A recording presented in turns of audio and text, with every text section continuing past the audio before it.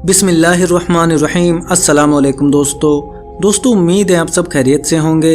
अल्लाह आप सबको ऐसे ही खुश रखे। दोस्तों, अफगानिस्तान में दरियाफ्त होने वाले लिथियम के ज़खायर हों या चाइना की मदद से क्रूड ऑयल की तलाश, अफगानिस्तान ने तमाम दुनिया को वर्ताए हैरत में डाल रखा है। लेकिन आज हम इस बारे में बात नहीं करेंगे, बल्कि आज हम आपको तालिबान के एक ऐसे मेगा प्रोजेक्ट के बारे में बताएंगे जिसकी मदद से न सिर्फ वो अपने मुल्क को दुनिया की बड़ी ताकत बनाने में कामयाब हो जाएंगे, बल्कि इसके जरिए अब वो तमाम दुनिया को बदलने का इरादा भी रखते हैं। एक ऐसा प्रोजेक्ट जो न सिर्फ अफगानिस्तान में तरक्की के नए दरवाजे खोलेगा, बल्कि एशिया की तकदीर बदल कर रख देगा। हम बात कर रहे हैं अफगानिस्तान के कोच टीपा कैनाल प्रोजेक्ट की, जिसके बारे में जानकर तमाम दुनिया हैरान है कि 50 साल तक जंग की तबाहकारियों से मुतासिर होने वाला मुल्क आखिर कैसे इतने वसाइल रखता है कि वो इतने बड़े प्रोजेक्ट को बगैर किसी की मदद लिए मुकम्मल करने में कामयाब हो जाए।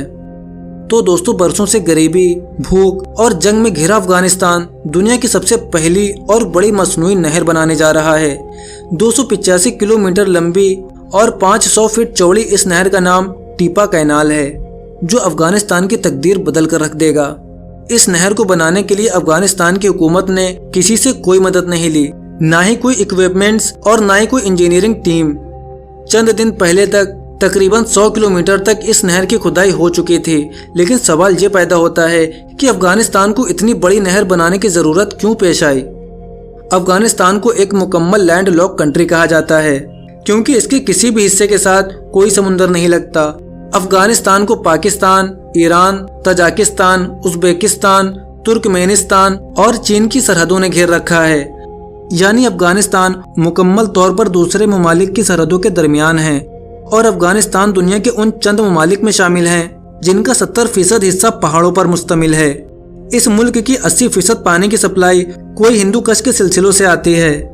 अफगानिस्तान में 4 बड़े दरिया हैं जिनसे इसे पानी मिलता है, लेकिन ये चारों दरिया अफगानिस्तान के लिए पानी की ज़रूरतों को पूरा करने के लिए काफ़ी नहीं हैं।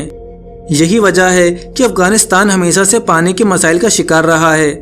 अफगानिस्तान के शुमाली इलाकाजात पानी की सख्त कमी का शिकार हैं, और अमेरिका और अफगानिस्तान की जंग के बाद इन मसाइल में मजीद इजाफा हो गया है। इसलिए फैसला किया गया कि 285 किलोमीटर के फासले तक एक मसनूई नहर बनाई जाए, जो उन तमाम इलाकों को सैराब करे जो पानी की वजह से खुश्क हाली का शिकार हैं।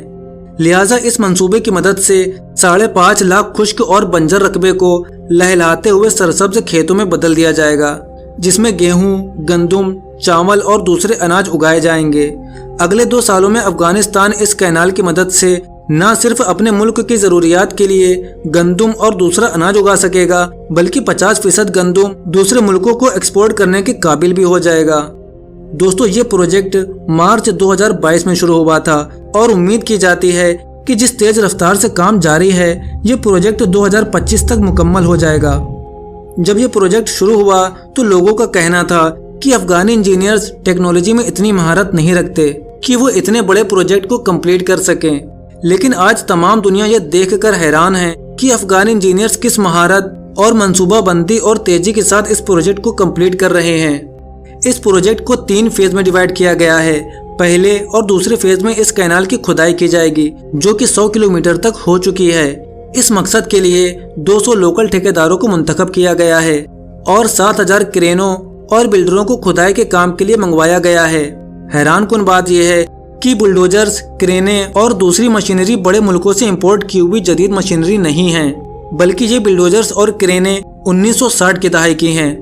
लेकिन इससे भी ज्यादा हैरानकुन बात यह है कि वो बड़ी महारत से इस मशीनरी को अपने मकसद के लिए इस्तेमाल कर रहे हैं। तमाम काम एक मंसूबाबंदी और तरतीब से किया जा रहा है। तमाम ट्रक एक लाइन में खड़े होते हैं, और इंजीनियर का इशारा मिलने पर क्रेनें इनमें मिट्टी डाल देती हैं। जब इंजीनियर ओके का इशारा करता है तो ट्रक उस मिट्टी को लेकर चल पड़ते हैं।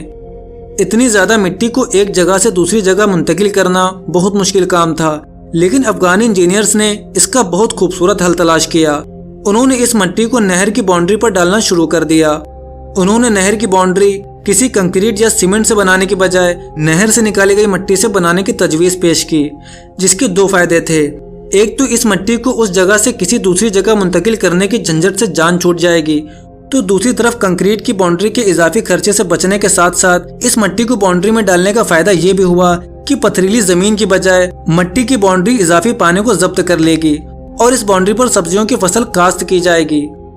दुनिया को ये देखकर और भी हैरानी हुई कि एक तरफ तो नहर की खुदाई का काम जारी है, तो दूसरी तरफ नहर के आसपास सब्जियां, पौधे और दरख्त लगाने का काम भी जारी हो चुका है। इस कैनाल का काम मुकम्मल होने के बाद वाटर पाइपलाइनों के जरिए 5 किलोमीटर के फासले तक इसका पानी पहुंचाया जाएगा। एक बहुत हैरान कुन चीज जो दुनिया के सामने आई वो ये थी कि इस नहर के पास बने ट्यूबवेल और वाटर पंप को चलाने के लिए बिजली की बजाय सोलर सिस्टम लगाए गए हैं, जिससे बिजली के इजाफी खर्चे से बचा जा सकेगा। इस प्रोजेक्ट को लेकर मुख्तलिफ लोगों ने बहुत प्रोपेगेंडा किया।